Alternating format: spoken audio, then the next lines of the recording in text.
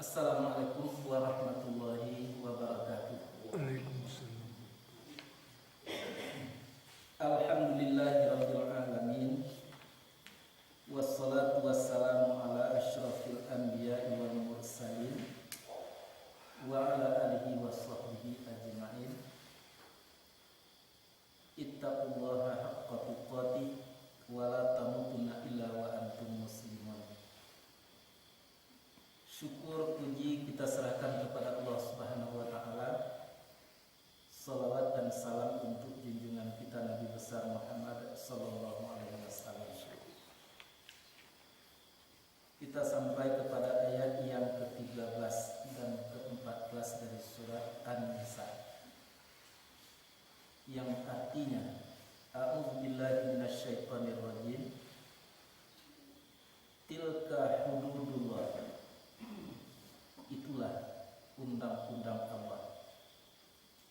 Wa may yuti'illaha wa rasulah, dan barang siapa yang mentaati akan Allah dan Rasulnya, yudkhilhu jannatin tajri min tahtihal anhar, memasukkan Allah akan surga atau ke dalam surga yang mengalir dari bawahnya beberapa sungai, khalidina fiha, kekal mereka di dalamnya. Wazalikal fawzul azim, dan itulah kemenangan atau keberuntungan yang besar. Wa may ya'sillaha wa rasulah, dan barang siapa yang mendurhakai akan Allah dan Rasulnya, wa yata'adda hududahu, dan melanggar ia akan undang-undang atau peraturannya Allah, yudkhilhu naran khalidan fiha, memasukkan Allah akan surga yang akan neraka yang kekal di dalamnya. Walahu azabun muhin, dan baginya azab yang hina. Itu arti ayat. Di dalam ayat itu Allah memakai kata-kata hudud. Hudud artinya adalah peraturan, ketetapan, ketentuan Allah tentang sesuatu. Kalau ad-din itu adalah meliputi segala ketetapan dan segala aturan secara keseluruhan, itulah ad-din. Nah, jadi dinul Islam bukan hududul Islam, tapi dinul Islam. Artinya undang-undang, peraturan yang lengkap selengkapnya terhadap segala sesuatu. Nah, maka kalau undang-undang hudud itu adalah mengenai sesuatu itu, maka di situ diterangkan itulah undang-undang Allah. Itu berarti menyangkut dengan harta warisan yang disebutkan di dalam ayat-ayat sebelumnya. Dan peraturan itu adalah merupakan ketetapan Allah, bukan ketetapan yang lain. Nah, maka siapa yang mentaati, yang menyenangi akan peraturan itu, lalu dia laksanakan sehabis kemampuan, maka itulah yang dikatakan orang yang taat. Dan sebaliknya, barang siapa yang tidak menyukai aturan-aturan itu, tidak menyenangi akan hudud itu, lalu dia langgar hudud peraturan itu, maka itulah yang dimaksud dengan orang-orang yang durhaka Allah Subhanahu wa taala kepada Allah dan kepada Rasulnya. Nah, maka untuk itu berarti kita diingatkan agar jangan sampai menjadi orang-orang yang durhaka, harus menjadi orang yang taat. Nah, itu yang susah. Ketaatan itu nampaknya ada dua macam yang harus dipenuhi. Yang pertama sekali menyangkut dengan hati. Artinya hati kita harus mampu menyenangi. Hati kita harus merasakan bahwa itu adalah kebaikan. Undang-undang Allah dan peraturan Allah itu adalah baik. Aku nampak yang susah. Kalau sekedar melakukan yang diatur oleh Allah, apakah itu yang bersifat wajib, atau meninggalkan yang dilarang oleh Allah Subhanahu wa taala, atau yang bersifat diharamkan oleh seluruh manusia mampu melakukan yang diperintah, mampu meninggalkan yang dilarang. Apalagi umat yang telah mengaku sebagai Islam, berkemampuan untuk itu sebetulnya. Tinggal lain mau atau tidak. Tapi kalau yang menyangkut dengan rasa tadi itu susah, sulit itu. Walau bagaimanapun seseorang mau melakukan yang diperintah, meninggalkan yang dilarang, tetapi yang rasa menginginkan, merasakan indah dan merasakan baik yang diaturkan oleh Allah Subhanahu wa taala itu susah mendapatkan. Orang-orang tertentu yang bisa seperti itu. Itu sebabnya kalau kita lihat di dalam riwayat bahwa para sahabat itu atau orang yang hidup beriman di masa Nabi itu perang. Jaleh perang tadi itu adalah kecelakaan ujungnya, mati akhirnya, tapi mereka senangi itu. Seolah-olah mereka itu berusaha untuk melakukan perang dengan sungguh-sungguh agar mati di medan tempur, karena mati syahid itu adalah merupakan keindahan yang mereka dambakan. Jadi kembali kita bahwa aturan Allah Subhanahu wa taala itu walaupun dilakukan dengan badan, ditinggalkan yang dilarang, dilakukan apa yang diperintah, itu belum tentu disebut dengan ketaatan. Karena ketaatan itu harus berawal daripada hati yang merasakan baiknya, merasakan untungnya, merasakan indahnya apa yang diundangkan oleh Allah Subhanahu wa taala. Nah, seperti undang-undang di dalam masalah waris mewarisi tadi. Kalau kita pikirkan secara logika saja, itu banyak itu yang tidak kita mampu kita rasakan baiknya, indahnya. Pertama sekali, sebagaimana yang disampaikan dalam ayat sebelumnya, pembahagian laki-laki itu 2 kali pembahagian perempuan. Itu sulit dirasakan indahnya itu, terutama sekali oleh perempuan. Nah, sulit perempuan yang merasakan bahwa itu adalah suatu keuntungan kebahagiaan ketetapan yang seperti itu. Kalau seharusnya sama banyak itu logikanya. Dan bahkan ada pemikiran itu yang mengatakan bahwa perempuan itulah yang seharusnya 2 kali lipat mendapat kebahagiaan dibandingkan dengan laki-laki. Mengapa? Karena perempuan itu adalah lemah. Jadi kembali kita untuk merasakan baiknya, indahnya aturan Allah Subhanahu wa taala itu adalah tidak sembarang manusia yang mampu untuk merasakan itu. Itu menyangkut dengan hati. Apabila hati itu kotor, apabila hati itu tidak bersih, tidak suci, maka itu tidak akan pernah dirasakan.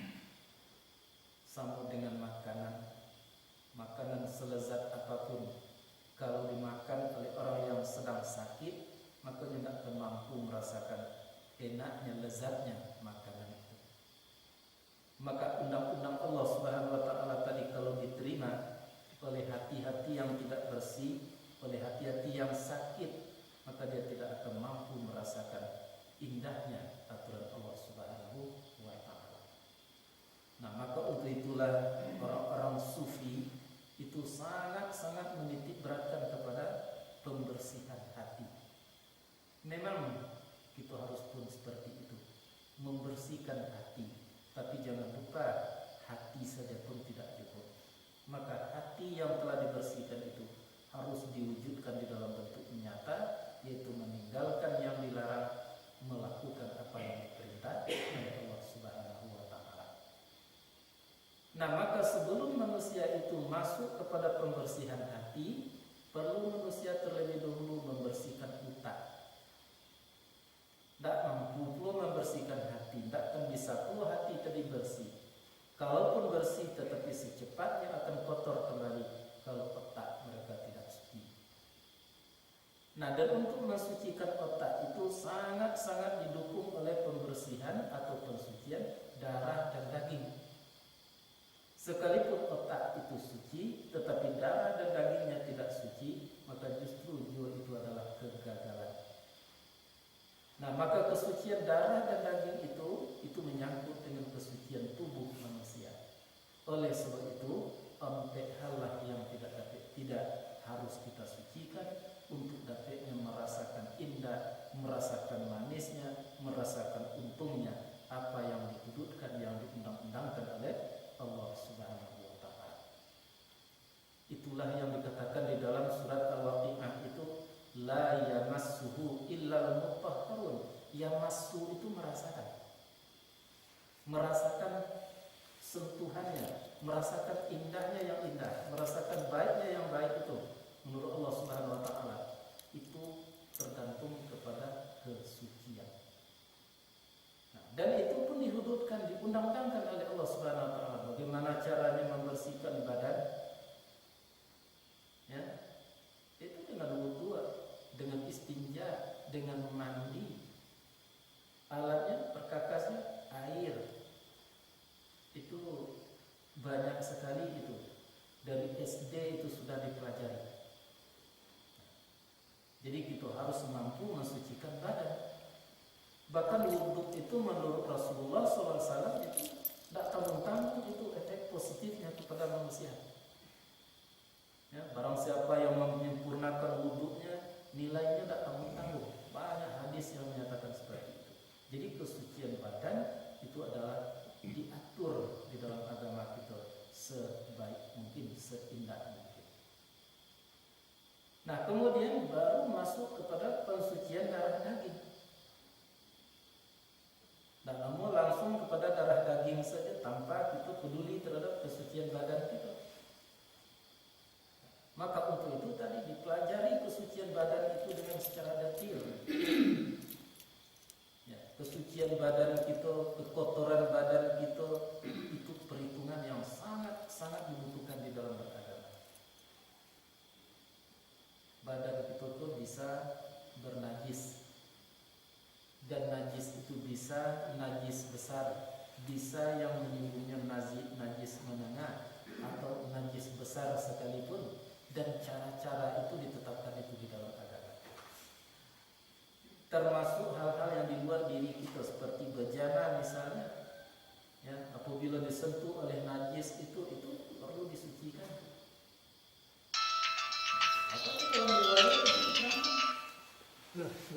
Tak sedikit itu orang yang terazab di dalam kubur karena mensepelekan mensucikan buang air kecilnya.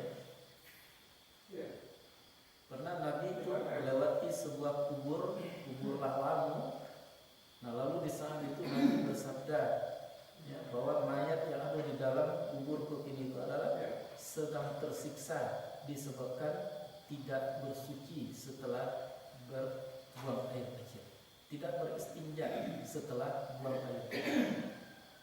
Bayangkan. Dan kemudian bisa saja yang mengotori tubuh kita tadi hadas. Beda itu najis dengan hadas. Kalau najis itu airnya mungkin tampak, mungkin dapat dirasakan di bau itu, tapi kalau hadas enggak, itu tersembunyi. Nah, hadas besar mungkin, hadas kecil mungkin, dan itu perlu disucikan. Mensucikan hadas kecil itu tentu seperti wudu. Mensucikan hadas besar itu, nah mungkin itu seperti mandi. Atau kalau tidak boleh dengan air, dengan tayamum, diatur sama sekali itu oleh Allah Subhanahu wa taala. Jadi maka oleh sebab itu sekali-kali jangan kita sepelekan kesucian badan kita. Kok dapat hendaknya terbanyak jumlahnya dalam kehidupan kita dalam keadaan berwudu. Kalau sedapat mungkin lain, jangan hendaknya kita sampai beraktivitas dalam kehidupan kita di dalam keadaan tidak berwudu, dengan kata lain tidak suci dalam bentuk badannya. Nah, dan kemudian kesucian darah daging perlu disucikan. Nah, maka untuk mensucikan darah daging kita berulang menyampaikan itu bukan dengan air, tidak bisa dengan air, apalagi dengan tayamum, dengan tanah, tidak bisa. Untuk mensucikan darah daging itu, wa mimma razaqnahum yunfiqun, menafkahkan sebagian dari apa yang telah diberi rezeki kamu oleh Allah Subhanahu wa taala. Maka Maka nafkah itu dua macam. Satu, ada nafkah itu yang wajib. Yang kedua, ada nafkah itu yang sunat. Nafkah sunat itu banyak macam ragamnya. Nafkah wajib itu dua modelnya. Yang pertama ada ukurannya, ada waktunya, itulah zakat. Kemudian ada pula yang wajib itu tidak ada ukurannya, tidak ada waktunya, kapan saja. Itu contoh seperti menafkahi istri, menafkahi anak-anak. Jangan ditunggu dulu setahun baru dia makan istri. Jangan dinanti dulu setahun awalnya sampai bisa harta baru diberi makan anak. Tidak, itu kewajiban. Maka untuk itulah kita dituntut oleh Allah Subhanahu wa taala dari awal-awal. Wa mimma razaqnahum yunfiqun. Sebagian dari rezeki yang diberikan kepada mereka, mereka menafkahkan. Itu adalah orang-orang yang bertakwa. Karena Nabi memesankan darah daging yang tumbuh daripada yang haram itu aulabi, an-naru aulabi, neraka yang aula untuknya, yang pantas untuknya, yang patut untuknya. Dengan kata lain, darah daging kalau tumbuh daripada yang tidak halal, daripada yang haram, getarannya, daya tariknya itu adalah kepada hal-hal yang bersifat batil. Jadi ibarat besi dengan jarum, ya, besi berani dengan jarum. Kalau darah daging yang kotor tadi, daya tariknya itu adalah dengan yang kotor-kotor pula, dengan yang haram misalnya. Ya. Dan kalau andai katanya suci, daya tariknya itu menyangkut dengan hal-hal yang baik, hal-hal yang benar. Itu contoh. Jadi misalnya saja kalau di waktu subuh seperti kini misalnya, ya, semakin tidak suci kita, semakin getarannya tadi semakin maleh, semakin segan, bahkan merasa dirugikan oleh pagi-pagi jago bangun seperti ini melaksanakan salat subuh. Itu bisa terjadi.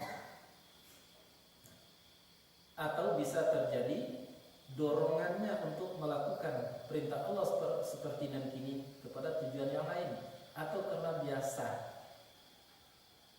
Jadi lain mau bangun pagi salat subuh lain, tapi mungkin karena biasa. Bukan karena merasa butuh, bukan karena merasa indah. Jadi itu banyak terjadi. Jadi kalau kita perinci, kalau kita klasifikasikan, tidak sama. Orang yang melakukan apa yang diperintah itu memang tidak sama. Orang yang meninggalkan yang dilarang tidak sama. Gitu.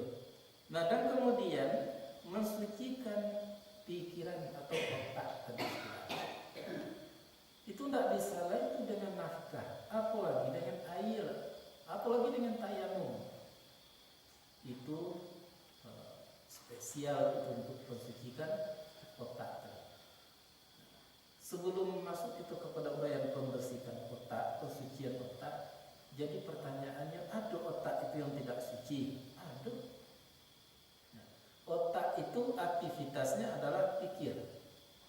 Fikir itu bahasa Al-Quran itu. Tafakkarun, fikir.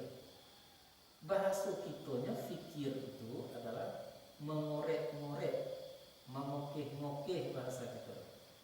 Otak yang tidak baik tadi, yang kotor itu, yang nyokorek-korek, yang nyocari-cari, yang nyopikir-pikirkan, itu adalah keburukan, bukan kebaikan. Model seperti kita ini melakukan suatu pengajian. Nah, lalu ada orang yang mendengar. Tidak adanya nak berpikir-pikir. Aku nak dikajinya di orang, nak dipelajarinya di orang. Tidak ada terpikir dengan.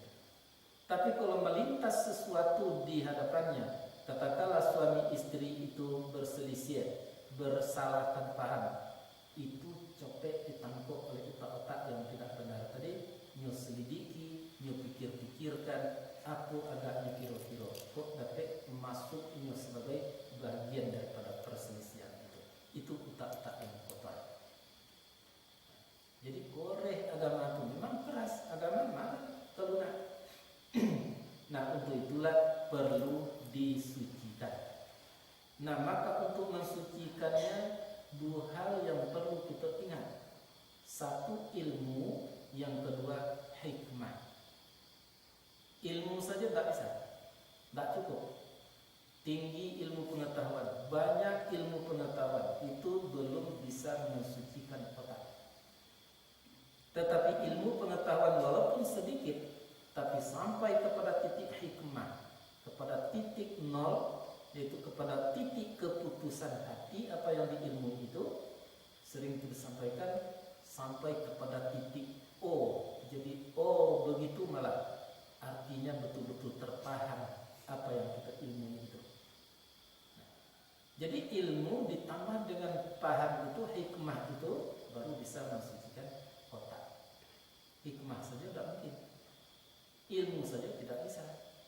Banyak alasan-alasan logika yang bisa kita kemukakan.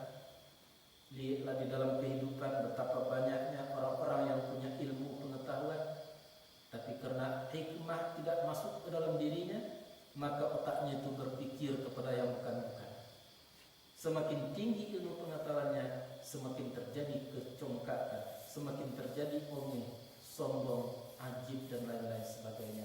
Bahkan otak-otak yang seperti itu berpikir bagaimana supaya dapat menguasai hak orang lain. Itu. Jadi dalam kehidupan otak tidak boleh kita sepelekan. Kita bisa mengukur otak kita suci atau tidaknya dengan perangainya, dengan lakunya. Apabila terbanyak mengorek-ngorek, menyelidiki hal-hal yang tidak wajar, tidak menguntungkan kepada dirinya, itu tandanya otak yang tidak baik. Baru bisa masuk kepada pembersihan hati. Pertanyaannya jadi, ada puluh hati tadi yang tidak suci, ada yang tidak mensucikan hati itu ada 4 macam puluh. Yang pertama sekali ragu-ragu terhadap kebenaran Allah Subhanahu wa taala, berarti hatinya tidak suci.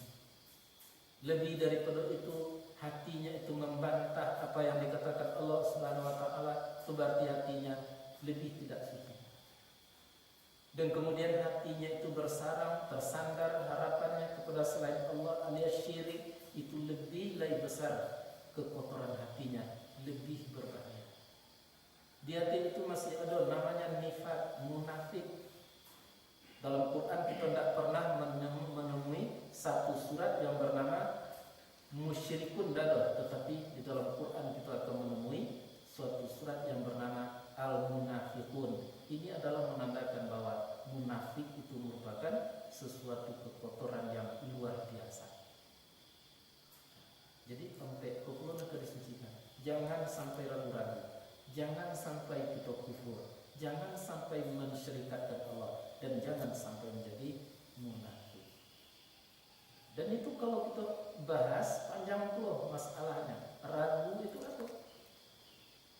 Kufur itu bahas. Yang musyrik itu bagaimana? Yang munafik itu bahas. Apa yang dikatakan syirik? Bagaimana akibatnya kalau syirik? Apa yang dikatakan munafik, bagaimana akibat daripada munafik? Allah pun sudah menjawab. Yang dua pun dispesialkan pula oleh Allah jawabannya. Ya? Orang kafir begini, orang musyrik begini, orang ragu-ragu begini, orang-orang munafik begini. Salah satu contoh dalam surah An-Nisa akan kita temui nanti, bahwa orang-orang musyrik dosanya tidak diampuni oleh Allah Subhanahu wa taala, dan orang-orang munafik akan tinggal nanti di dalam neraka itu di bawah sekali. Itu. Nah, jadi kalau nanti itu harus usahakan mensucikan badan, mensucikan tadi darah daging, mensucikan otak dan pikiran, dan mensucikan hati nurani.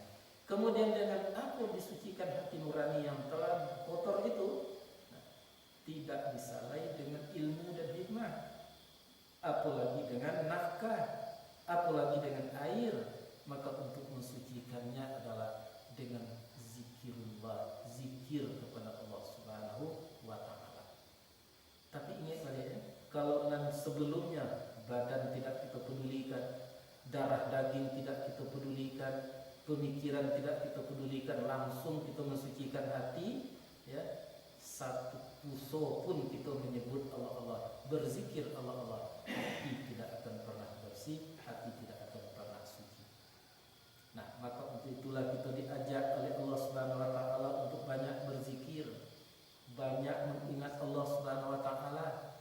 sedikit itu undang-undangnya, baik melalui Nabi, hadisnya, atau melalui Al-Quranul Karim. Ingat, kata-kata zikir itu banyak sekali itu dipakai di dalam agama kita.